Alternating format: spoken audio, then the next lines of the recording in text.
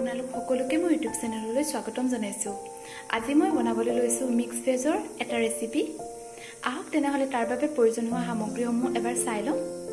তাৰ বাবে মই লৈছোঁ পিঁয়াজ, বিলাহী, পনীৰ, আদা আৰু নহৰুৰ পেষ্ট।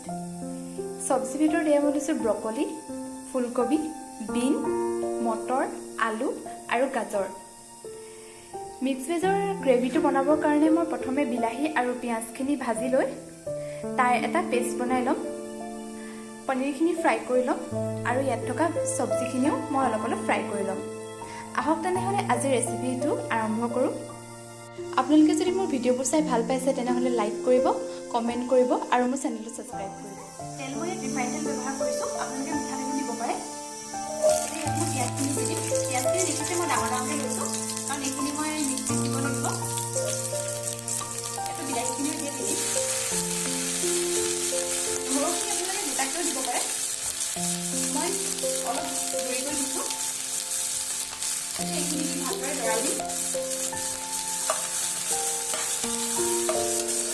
এইখিনি খুব বেছি ৰঙাকৈ ফ্ৰাই কৰিব নালাগে, ইয়াৰ কেঁচা ভাৱটো অকণমান গ'লেই অফ কৰি ঠাণ্ডা হ'বলৈ দিম। চব্জিখিনি অলপ ফ্ৰাই হৈ গৈছে। ইয়াত মই হালধি আৰু কোনো ধৰণৰ মছলা ব্যৱহাৰ কৰা নাই, মই নিমখো দিয়া নাই, অকল তেলত জাষ্ট ফ্ৰাই কৰি দিছোঁ। আপোনালোকৰ এনেধৰণে অকণমান ফ্ৰাই কৰি ল'ব। এতিয়া মই এইখিনি এখন প্লেটত নমাই ঠাণ্ডা হ'বলৈ দিম। গৰমে গৰমে মিক্সিত দি নিদিব, এইখিনি ঠাণ্ডা হ'লেহে মিক্সিত দিব। পিঁয়াজ আৰু বিলাহীখিনি ঠাণ্ডা হ'বলৈ দি এতিয়া মই কেৰাহীত আকৌ তেল দিছোঁ আৰু বাকী থকা চব্জিখিনি ফ্ৰাই কৰি ল'ম। এয়া চাওক, তেলখিনি গৰম হৈছে আৰু এতিয়াও মই ৰিফাইন তেলে ব্যৱহাৰ কৰিছোঁ। এতিয়া মই ইয়াত চব্জিখিনি মই একো হালধি আৰু মছলা ব্যৱহাৰ নকৰাকৈ ফ্ৰাই কৰি মই নিমখ দিলোঁ। চব্জিখিনি মই ফ্ৰাই কৰি ল'ম।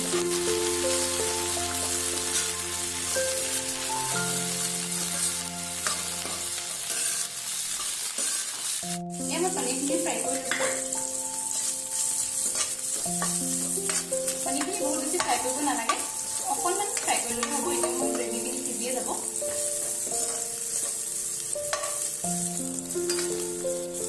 এয়া চাওক, আমাৰ পনীৰখিনি ফ্ৰাই হৈ গৈছে।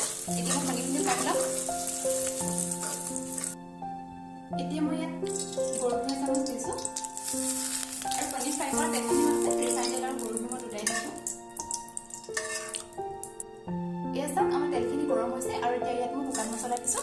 শুকান মছলাৰ ভিতৰত মই দিছোঁ গোটা জিৰা, 2টা ইলাচি, 2টা লং আৰু 2টুকুৰা সৰু দালচেনি। এইখিনি মই লৰাই দিম। এতিয়া ইয়াত মই হালধি আৰু কাশ্মীৰী মিৰ্চ এচামুচ দি দিম। তেলতে দিলে গ্ৰেভিটো কালাৰটো ভাল হয়, সেইটো মই আপোনালোকৰ আগৰ ভিডিঅ'বোৰতো কৈছোঁ। এনেদৰে দি পেলাই ভালদৰে লৰাই দিম।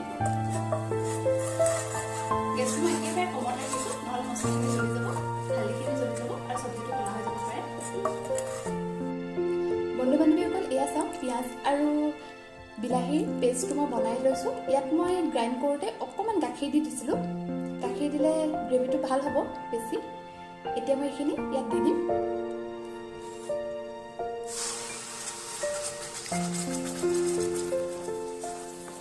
এইখিনি দি লৈ ভালদৰে লৰাই দিব। তাৰপিছত কালাৰটো ইমান ধুনীয়া আহিছে। আপোনালোকৰ এনেধৰণে কিবা যদি গ্ৰেভি বনায়, কাশ্মীৰী ৰেড মিৰ্চ আৰু হালধিটো তেলতে দিবলৈ ট্ৰাই কৰিব।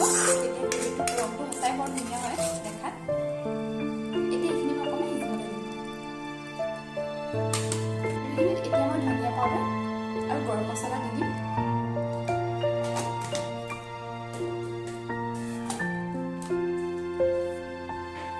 দি ভালদৰে লৰাই দিব।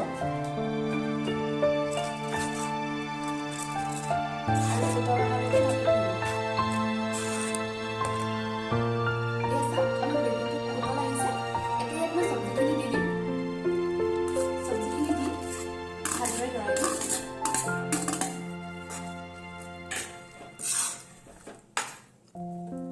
আৰু পনীৰখিনিও দি দিম। গোটেইখিনি দি ইয়াত মই নিমখ দিম, কাৰণ নিমখ মই ইয়াতকৈ ব্যৱহাৰ কৰা নাই। নিমখটো দি ভালদৰে লৰাই ঢাকি থৈ দিম, যাতে গ্ৰেভিটো আৰু অলপ ডাঠ হয়। ডাঠ হ'লে গ্ৰেভিটো খাবলৈ বেছি ভাল হ'ব। মই সোৱাদ অনুসৰি নিমখ দিছোঁ আপোনালোকে নিমখটো আন্দাজমতে দিব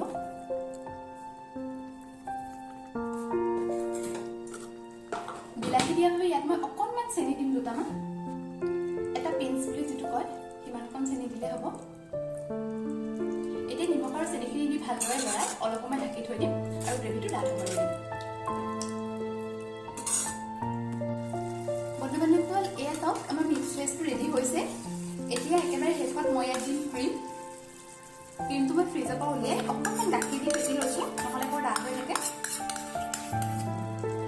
ক্ৰীমটো দি ভালদৰে লৰাই দিব ক্ৰীম দিলে ইয়াৰ সোৱাদটো আৰু অলপ বাঢ়ি যায় আপোনালোকেও ক্ৰীম দিব ভালদৰে লৰাই একেবাৰে শেষত মই ইয়াত অকণমান গৰম মছলা ছটিয়াই দিম একেবাৰে শেষত এতিয়া মই ইয়াত অকণমান গৰম মছলা ছটিয়াই দিছোঁ দি লৰাই দিম আমাৰ মিক্স ভেজ ৰেডি হৈ গৈছে আপোনালোকক এতিয়া মই একেবাৰে পৰিৱেশন কৰি দেখাম এয়া চাওক আমাৰ মিক্স ভেজ ৰেডি হৈ গৈছে আপোনালোকেও এনেধৰণে বনাই খাব বনাবলৈ বৰ বেছি টান নহয় কিন্তু খাবলৈ বহুত সোৱাদ হয় এতিয়া যিহেতু বতৰৰ পাচলি সকলোখিনি পোৱা যায় আপোনালোকে বনাই খাব বুলি আশা কৰিলোঁ আৰু কেনে পালে জনাব যদি মোৰ ভিডিঅ'বোৰ চাই ভাল পাইছে তেনেহ'লে লাইক কমেণ্ট আৰু ছাবস্ক্ৰাইব কৰিব ধন্যবাদ